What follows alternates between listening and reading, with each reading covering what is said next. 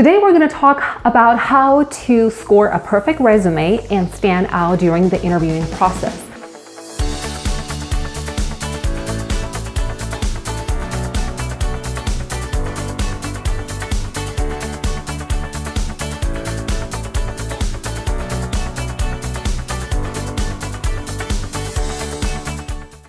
I want to start by telling you a quick story about NASA janitor. I read the story first in a book titled Leadership Between the Sheets by Bob Burg. So a group of visitors came for a meeting to NASA, and they happened to be walking the hallways of NASA, and they came across a janitor. They stopped by and got into a conversation, and after a while asked him, "What do you do here?" To that question, the janitor replied, "I put people in space." How cool is that? You're probably wondering to yourself, wait a minute, what does this have to do with job interviewing process and resume writing and work in general? Well, I want all of us to be just like that janitor. You see, he understood that in order for astronauts to do the best job they could, among many other things, they had to work in clean facilities and in a clean environment.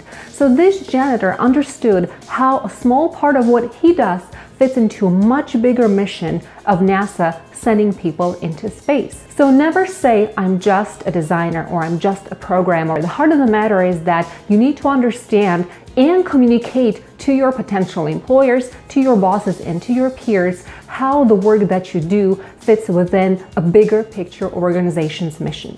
If you're successful at doing that, I can guarantee you that you have a wonderful career for life. Now let's talk about how we can apply this concept to your resume writing and also to your interviewing process. A picture is worth 1,000 words, so it's really important to make your resume look good on paper, visually appealing. There are so many different resources that are available out there to make your resume look really nice. One of my absolute favorites, and you probably have heard of it before, it's called Canva.com. It's free to use, you don't have to pay for anything, and it offers hundreds and hundreds of templates for you to choose from, including options for resumes and cover letters. So go to Canva.com, take a look at all the beautiful available options out there, and select from a variety of styles. I recommend normally sticking with more of elegant and simple looking, but of course if you're applying for a very creative job, then you can go a little bit overboard with some of the selections.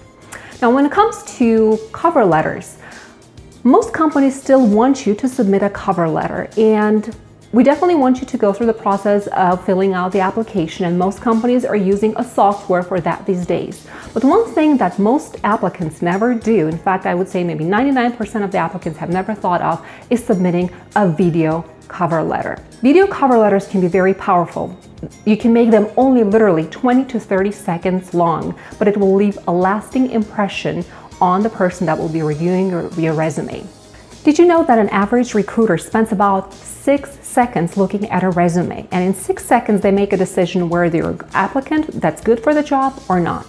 So content really matters when it comes to your resume. Let's talk about what exactly you should put into your resume and cover letter. So let's talk about the cover letter first. Here's an example of what you need to do. First of all, set it up.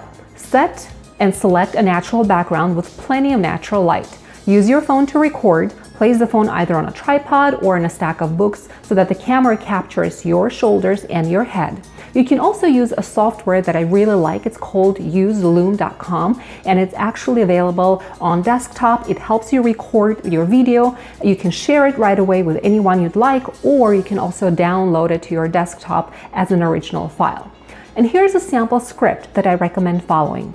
Thank the person that is the interviewing manager for this position. Tell them what interested you about this job specifically. Tell them how what you're interested in is aligned with your interests and your specific skill set.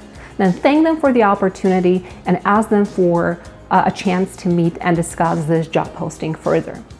20-30 seconds, no more, no less, and I assure you that it will be a very good way to make the first impression. Now let's talk about resume. There are 2 things that I'd like to focus on today. Number 1 is include your brand statement and opt out from writing the objective statement, because most hiring managers and recruiters will skip straight through it. Remember that 6-second rule?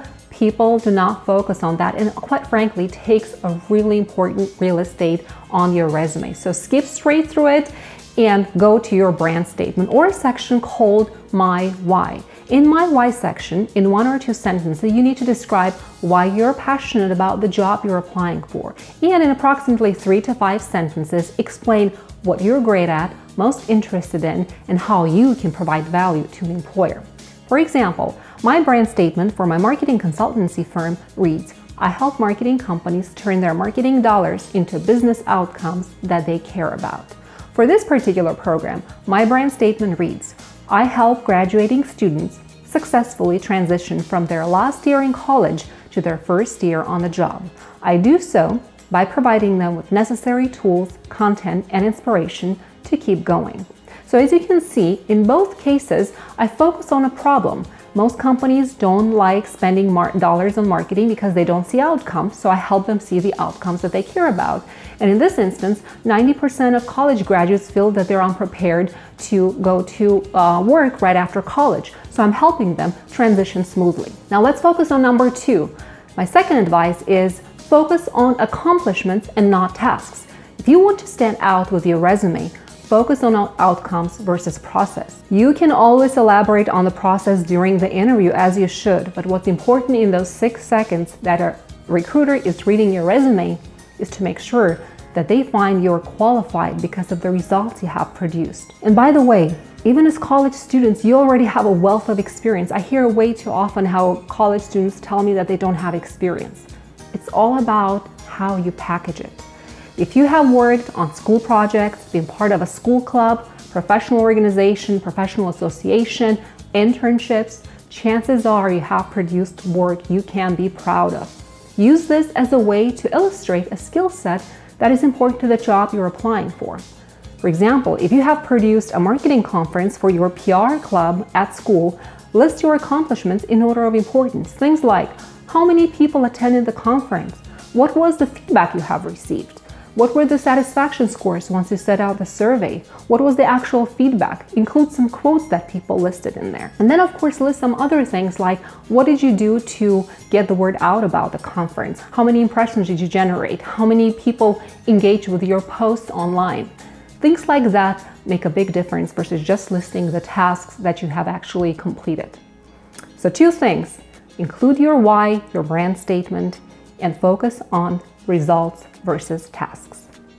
All right, it's game day. It's your interview day. Remember that story I told you about NASA janitor who says his job is to send people to space?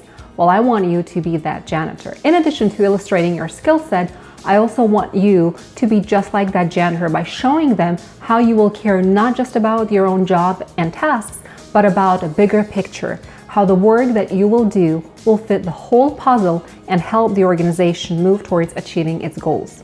Here's what you need to do. Tip number 1, do your homework before you walk into the interview. Check out the company's websites, read the latest newsletters, blogs, press releases. Check out their LinkedIn profiles. Find out the names of the executives, vice president, CEOs, even people that work there, and follow their LinkedIn profiles. Pay attention to what type of conversations they're having, what type of content they're posting. You may notice certain themes coming up to the top. Make a list of that. I'm pretty sure you can weave those during your conversations, during your interviewing process. Tip number 2, show interviewers you can take care of their problems and solve companies' problems. You are not just responsible for the work you do, but your goal should be understanding how your work will help company achieve its revenue goals and overall company's objectives. Which brings me to point number 3.